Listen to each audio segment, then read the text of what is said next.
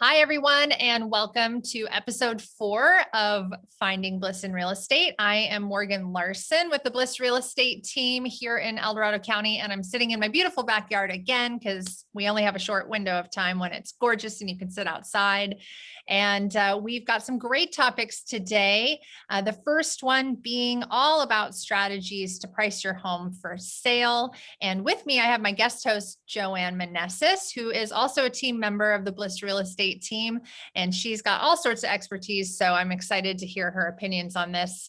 Joanne, before we get started, thanks for joining me. And why don't you introduce yourself?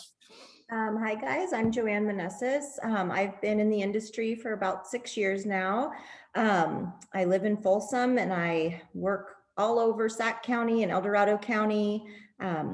Just loving what I do. So Good. And you've got a couple kids, right? And like 3 dogs. I do. I have 2 kids. I have a 15-year-old daughter and a 12-year-old son, and I have 3 little Cavalier King Charles Spaniels. They're a handful. Nice. Well, good. Well, today we are talking about strategies for pricing homes for sale. Right. And it's been an interesting year for that. And so why don't we just kind of start with, like, in a normal year, Joanne, how would you advise people? What would sort of be your pricing strategy when talking to clients? So in a normal year, what I typically do is run comps on sold listings that have sold within the last 90 days, roughly. And I analyze price per square foot and take everything into account. Now, things are changing so rapidly that I'm pretty much getting everything I need within the last 30 days, not even really going back the 90 days. So it's just a rapidly changing market. And Yeah, I agree. In the past, it was definitely using, depending on the area, 3 to 6 months, the area and the home. A subdivision in Folsom is definitely different than a rural home in Placerville regarding pricing, but using a longer time frame, honing in on whatever the specifics of the property are. And then I've always tried to guide toward listing at a fair market price. Right. All sellers always want the most money, and that's what we want for them too. Absolutely. But the strategy of listing high and waiting has its consequences. It sure does. It sure does. And I think, being really smart about list price, it's just so important. You want to capture the greatest number of buyers. People set their search to a certain amount, and you want to really make sure your home is seen. Yeah, so I think no matter the market, that is exactly the point, right? Is that list price is almost 90% of the marketing. Absolutely. You do want fancy pictures. You do want all the things that when they see your home, it does bring them in. But price so matters because people are looking up to a certain amount. They're expecting a certain type of home for a certain amount. Right. And you kind of want to be the star of that price range. Exactly. Yeah. You want to shine. Buyers are walking in and they're picking the home apart, wondering, why is it priced like this when we're not seeing these specific upgrades or updates. Yeah, I think in any market, buyers pick homes apart. It depends on the buyer, of course, but it's like buyers definitely walk in and they're like, oh, but right down the street is a home that I can get the newer XYZ for the same price. Right. Yep. They're scrutinizing it for sure. So yeah. And of course, we've had some radical changes in the last year. And I would say in some ways, buyers aren't as picky. Right. Yeah. But in other ways, they're just as picky. Right. I do see both. Buyers that have been out there for a long time, they might start to be more accepting of things. Buyers just starting out, sometimes they have to kind of learn the hard way sometimes that at their budget, they're not going to get everything they're looking for. So yeah, I've also found if there's so few homes like the ones that they're looking for, it almost creates extra pickiness instead of I'll take whatever's out there. True. Yep. I don't know. It's like a reverse thing I've seen a little bit of. Yep, I've seen that as well. But I have seen, obviously now I've seen a couple different trends in how agents and sellers are choosing to price homes now. I feel like up until a year ago, it was almost across the board that most agents prescribed listing for a fair market value, like really looking at the comps and saying, okay, this type of home sold for 6 to 625. That would be your ideal range, somewhere in there. And now I'm seeing like, that's obviously a strategy that never goes away. But I'm also seeing two other strategies. One being saying, okay, we think that if you listed between 6 and 625, we would sell, and knowing this market, we'd probably sell higher than that. Right. So why don't we list at 550? I'm seeing that a lot, like extremely lower than. Right. Yep. And then on the flip side, I'm seeing a lot of, and I don't know if it's agent guided or if it's sellers making the statement of, well, I know prices are rising and I really want the most bang for my buck. So they'll say, oh, well, you're thinking 6 to 625. Then why don't we list for 650? Right. So I'm seeing that too. Yeah, I agree. I'm seeing both those tactics, and I've also seen them backfire. So it's just, you have to be really careful. Yeah. Well, let's talk the pros and cons of each of these. Right. So, because I think that that's important to know. I think that's the biggest part in deciding a strategy, is knowing what could happen. So let's start with undervaluing. So we'll kind of go back to the example of, we think the house is probably going to, if we listed for 6 to 625, we'd be right in line with the comps. We'd likely sell a bit above that, but we're kind of recommending this. And then people saying, well, let's list extremely under that. So what are the pros of that version? Well, pros, I think you capture more buyers. You capture buyers searching only up to that 600 price point, just hoping to get them through the door and hoping maybe they'll fall in love with the home and, overbid. I think that's, I guess, what their strategy is with pricing low like that. Yeah. I think it sets up false expectations too. So I would add it even, okay, so let's just say you list for 575 in this scenario. Right. So then you're right. You get all the people looking up to 6. We were pretty sure we would sell for 625 or more. I think you're going to get more people, more offers. Right. And even if the people who could only afford up to 6 only write at 6, it does give the agent leverage to say, hey, we already have 2, 3, 4, 5 offers on the table. Even if all 5 of those are only 600, that 6th through 10th person might go, holy cow, I really need to write a strong offer. And then I've definitely seen properties recently listed for X amount and selling 100,000 over asking price. Yeah, I have to. Yep. Yeah. Yeah. So it does, it creates more offers, but realistically, a good amount of those offers are not going to be what the seller's expecting. So yeah. Yeah, I agree with that. And I think it's an interesting tidbit, and we can talk about this. I guess we can just insert this here.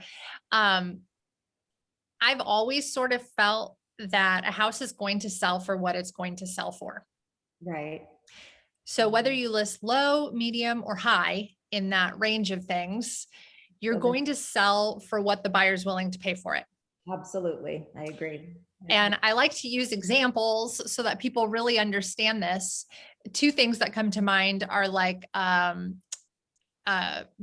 recognizable brand pair of jeans. I don't know. I'm not super into fashion, but we'll just go with like a pair of Lucky Brand jeans or a pair of 7s, or I can't even think of another brand. They're going to sell for more than the Target brand jeans. Right. No matter what you do. That's right. People are aware of what brands cost more. Right.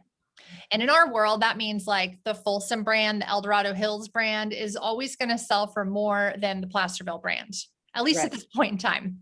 Things may change. And so just recognizing that is super important. And of course, same thing is like cars. People know that a Camry costs less than a Maserati. Mm-hmm. That's Doesn't right. matter if the Camry actually drives better. And sorry, I'm not not a fashion person, not a car person, but even I know what costs more or less. Right. And I think home buyers kind of have this intrinsic understanding as well of what the value is and what they're worth, what it's worth to them to pay for that house. Yeah, exactly. Okay, so back to strategies. So then let's talk about the strategy of listing for where the market's going. Okay. And what are the pros of that, would you say? Well, it makes the seller happy. Sometimes it's the seller has an idea in their head of what they want and what they think their home is worth. And sometimes that's an inflated idea. But you know, I think it pleases them if you're listing at the price they suggest. Yeah. Yeah. I mean, I think this one has the most potential risk, but also the most potential reward. Yeah. In that I'm not always right. And sometimes I think that the seller's crazy for wanting to list at that price. Mhm. And then in a market like today, you know, we're going back to that same example of up to 625. And then let's say they're like, let's push it to 650. And then sometimes I'm wrong. And we do get an offer or two or three, and it actually pushes 650 up to 665. True. You know, I've been wrong. Yeah. So it has kind of the most reward potential in a way, but I think it also has the most risk because on the other hand, the buyers could say, not interested at that price. Right. You know, so less showings. That on the market, you know, Yeah. Less showings, low or no offers. Right. And in a market like today, when you can't afford to be on the market for more than 7 or 10 days without people saying, what's wrong with that house? Exactly. That's the risk side of that one. Right. And ultimately, I think those people still sell for the same price as the person who lists low or medium. Agreed. Yeah. I'd say the other risk in that one is you might not get as favorable of terms on the offers that you get. True, because you're going to get less offers. People already feel like they're paying absolute top dollar. So, you know, you may not get that free rent back or that quick close that you're looking for. So, yeah, exactly. That's 100% it. So again, I think it has the highest reward possibility, but it also has the highest possible risk. Yeah. And I think it's an inverse relationship because I think sellers believe that by listing uber low, that is the most risk.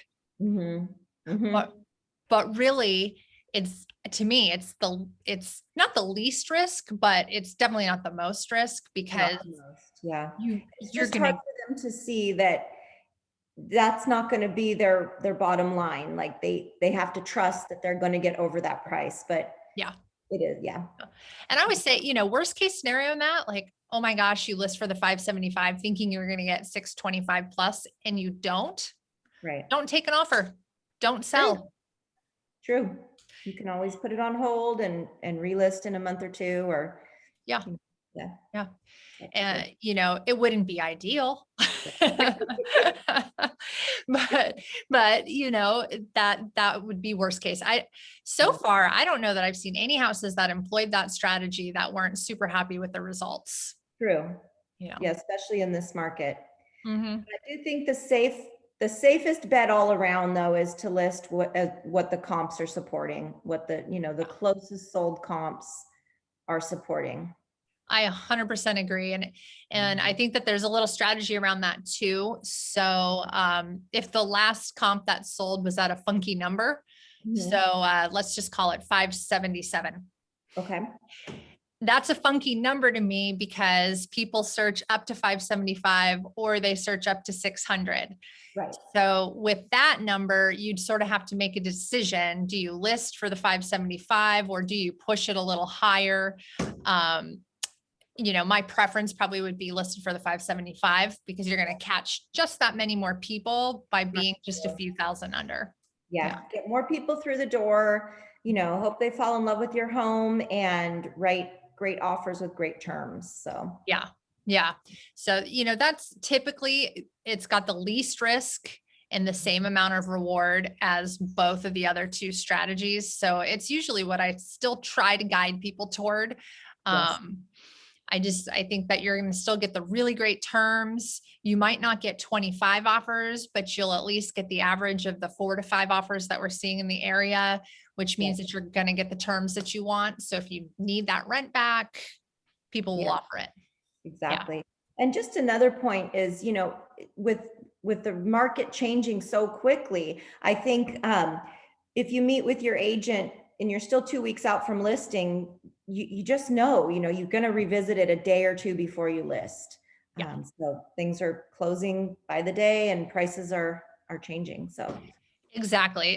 Any good agent is not going to meet with you, say April 1st to list your house May 1st and not be looking at the pricing again, right.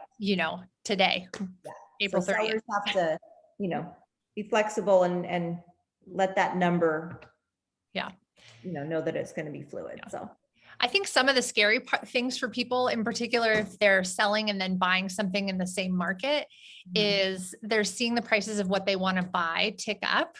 And so, it really is a strong reminder as an agent to say, hey, your house is going to tick up too. And we're going to follow that trend line and we'll rediscuss actual list price right before. And then bear in mind the strategies that we've gone over, Right. Yep. You can pick your strategy. As we speak, that's happening too. Yeah. Yeah. I think that that's the biggest scare. And unfortunately, I think that's the biggest reason in our area right now that we don't have enough inventory is because people are scared. Well, really to not find their replacement property. Yep. Where to go. That's a whole other topic. That's another show. Well, good. Well, let's switch modes here and let's talk about a couple articles. I'm going to share my screen so that people can see what we've got here. Okay, so article number 1 is a local thing. The Community Service District is acquiring some land for a large park south of 50.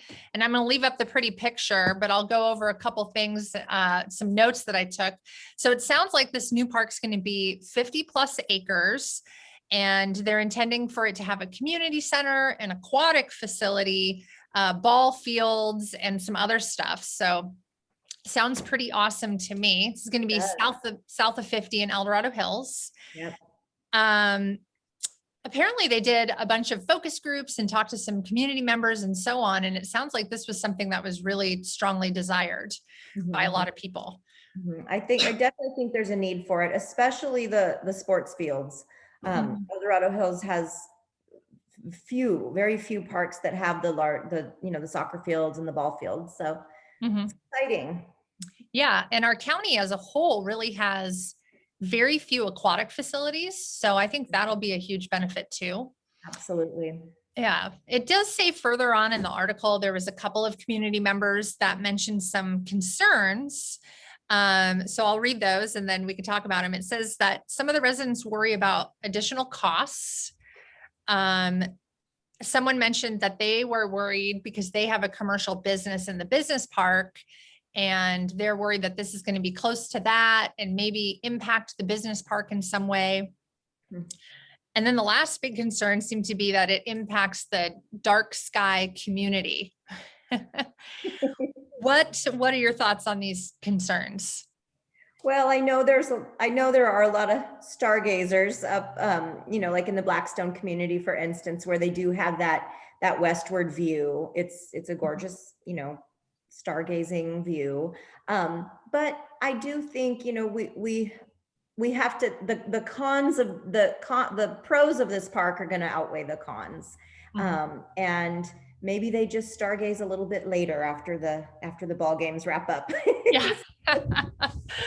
I think of all of these concerns, I guess it was addressed in the article that regarding additional costs, it would actually be part of, there's going to be a surrounding neighborhood built by Wynn Homes. Right. And Wynn Homes actually sold this 50 acres, or I'm not sure if they sold or gave or how that all, I'm sure they are getting money for it, the 50 acres to the CSD, and they're going to go from having a 900 home subdivision to a 600 home subdivision because of the park. Mhm. But those community members are going to be the ones, and maybe some of the other surrounding homes, that will pick up some of the tab on some of the fees. But Right. they mentioned that it's part of the general fund to do parks and things like that. So I don't think it's going to be a huge impact on residents from a cost perspective. Right. Yeah. I think the existing, as I read it, the existing residents aren't going to see any change. So Yeah. as far as their tax levies and things. Yes. And then regarding stargazing, to our friend who really wanted the stargazing, I do understand. However, I think south of 50 has been slated for development for forever, and I don't see it stopping. So I think more than the park impacting that is just going to be the added houses with their lights on at night. True. And I think 600 homes with a park is better than 900 just homes. So, the families really need this park, and it's going to be great. Yeah. And as a side note, I think that there's some sort of group that meets in Cameron Park to do stargazing with telescopes. So, Okay. I'm sure they have some great spots. and there's people who will go out to like Cronin Ranch and places off of the 49 to go do some specific stargazing. Yes. Yes. So I could see those spots being amazing. yeah, yes. I do understand wanting to be able to see right out your back porch, but we do have lots of other opportunities in this county for really good stargazing. Right. And you have to think that those folks did know that that area would be developed when they bought, right? So I would think so. Yeah. All right. Well, the last topic, this is an article from the National Association of Realtors that they just published. They kind of do an economic update every month. And so this one caught my attention because it says March 2021 existing home sales drop while the prices continue to climb. And it says this March declined 3.7% in home sales versus in February. So almost 4% fewer homes sold nationwide in March than in February. However, we're up 12% in home sales, 12.3% from the prior March. wow. So what does that tell you, Joanne? Well, that just, I think what that tells me is the backlog of homes have been bought up. We're catching up. Everything that was listed has sold. So now in March, we're looking at new homes to hit the market. Yeah. Yeah. I find the really interesting thing is we had more homes for sale last March, and yet we sold more homes this year. Yeah. And that's been the trend the last 6-7 months, is that we have fewer homes for sale, but more are selling than the previous year. Yeah. Reluctance is, lessening for sure. Yes. A couple other things that they mentioned in this article is median sales prices of existing homes year over year have gone up quite a bit, on average 17% nationwide. 17% nationwide. Oh, cow.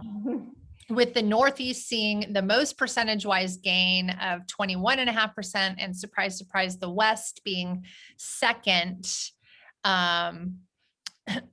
with 16.8%. So that's that's a lot of gain in 1 year. Absolutely is. Yeah. Absolutely.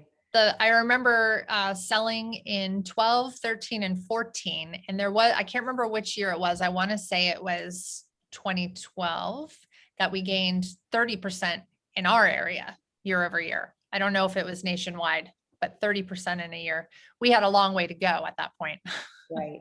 Yeah. But wow, that's great. 1 year. Yeah.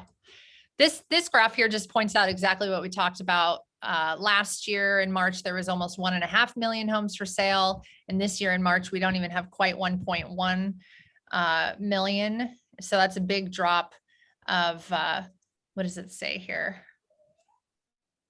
Oh, I'm not sure percentage wise. They talk about a few things. Oh, increase from last month. Oh, dropped 28% from the year before. Wow. 28% drop in amount of homes for sale. Wow. Yeah. I thought this was interesting because this shows where are people going. Mm.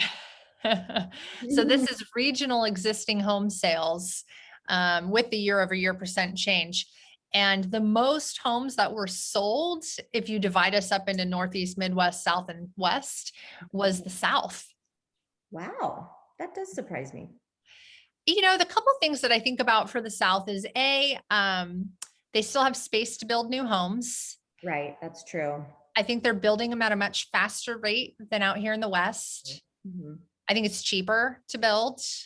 Mm-hmm. And a lot of people are attracted to the climate and the political climate. They've got a mixed bag down there, so you can really choose what you want. And so it kind of makes sense to me. Yeah, and we have had some larger companies move out that way. You know, their headquarters have moved out that way. I know the aerospace company in Folsom, they moved their headquarters to Huntsville, Alabama, Yep. a year or two ago. So Yeah. you know, Yeah. that I have a probably- couple clients that moved out to Huntsville because of that. Yep. Yeah. Yeah. So I was surprised when I first saw this. And then when I sort of thought it through, I was like, oh, that makes sense. Yeah. It looks like the Midwest is just sort of keeping even year to Level. year, which is interesting. Yeah. Versus is. we've had a 15% gain out in the West, and in the Northeast, they've had a almost 17% gain.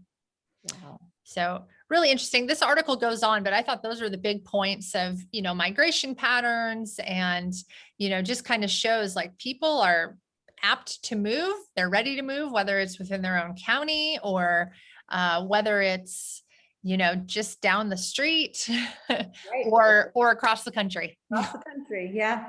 I think, yep, you're right. It's on their mind. So It is. Well, hey, thank you, Joanne, for joining me today and offering all your expertise. It wouldn't be a conversation without two people. So, okay, well, take care, everybody. And if you like this YouTube show, please follow us or like it or comment below. I'd love to answer your questions in the future. And we can always be reached. So give us a call or shoot us an email, and we'd love to help you with your real estate needs. Signing off, everybody. Bye.